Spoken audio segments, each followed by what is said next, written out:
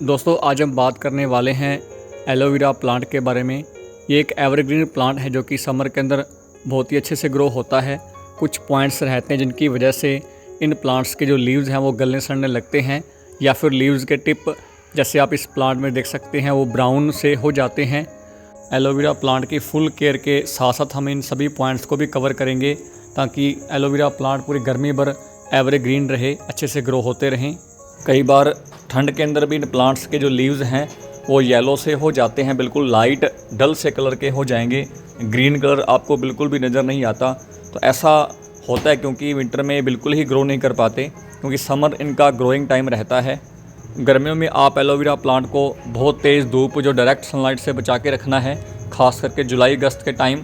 तो आप उस टाइम इनको ग्रीन नेट के नीचे या फिर किसी पेड़ की छाया में भी रख सकते हैं। जैसे अब मई के मंथ में, तो मई जून के अंदर आप एलोवेरा प्लांट को वहाँ रखें जहाँ से दिन भर में 2-3 घंटों की जो हल्की धूप भी मिलती रहे और ये तेज़ गर्मी से भी बचे रहें। चाहे तो आप इन्हें पेड़ की छाया में या फिर आप किसी विंडो के पास इन्हें रख सकते हैं। बहुत कम लाइट में, डल लाइट के अंदर रखने से भी एलोवेरा प्लांट ग्रोथ नहीं कर पाते, इनमें ग्रीन कलर जो है वो गायब हो जाता है।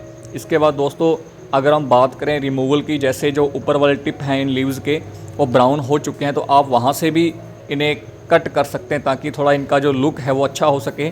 जो ब्रांचेज गल गई हैं, सड़ गई हैं, तो आप चाहें तो जो बिल्कुल जहाँ से ब्रांच शुरू होती है, बिल्कुल जो बेसल पार्ट रहता है वहाँ से भी पूरे लीफ को भी रिमूव कर सकते हैं। अगर बड़ा पोर्शन किसी लीफ का गल सड़ गया है, नहीं तो आप ऊपर से टिप है वहाँ से हल्की हल्की इनकी आप प्रूनिंग कर सकते हैं। इसमें जो जेल सा एक चिपचिपा लिक्विड सा रहता है, इसके कई सारे जो स्किन के लिए बेनिफिट्स भी रहते हैं एलोवेरा जेल के।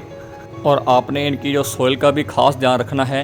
वेल ड्रेन्ड सॉइल के अंदर, खास करके जिसमें सैंड की मात्रा ज़्यादा हो, तो उस प्रकार की सॉइल के अंदर ज़्यादा ये एलोवेरा प्लांट ग्रो करते हैं, क्योंकि दोस्तों एलोवेरा डेजर्ट प्लांट है और रेतीली मिट्टी के अंदर अच्छे से ग्रो करते हैं। इसके अलावा आप जिस भी पॉट के अंदर ग्रो कर रहे हों तो उसकी जो पोटिंग सॉइल है उसको भी आप हल्का हल्का कई बार लूज़ करते रहें। इससे जो नीचे से जो नए नए प्लांट्स, बेबी प्लांट्स निकलते हैं तो उनको हेल्प मिलती है, साइड में से ग्रोथ उनकी होती रहती है। इनकी पोटिंग सॉइल के अंदर आप नॉर्मल गार्डन सॉइल के अंदर ज़्यादा मात्रा सैंड की लें और थोड़ी बहुत चाहें तो आप कंपोस्ट इसमें ऐड कर सकते हैं। बाकी ये बिल्कुल बिना किसी कंपोस्ट के भी अच्छे से ग्रो करते रहते हैं। छोटे से पॉट के अंदर काफ़ी बड़े हो जाते हैं। हम जानते हैं कि एलोवेरा के लीव्स में काफ़ी सारा जो जेल लिक्विड स्टोर रहता है, तो इनको आपने कम से कम पानी देना है।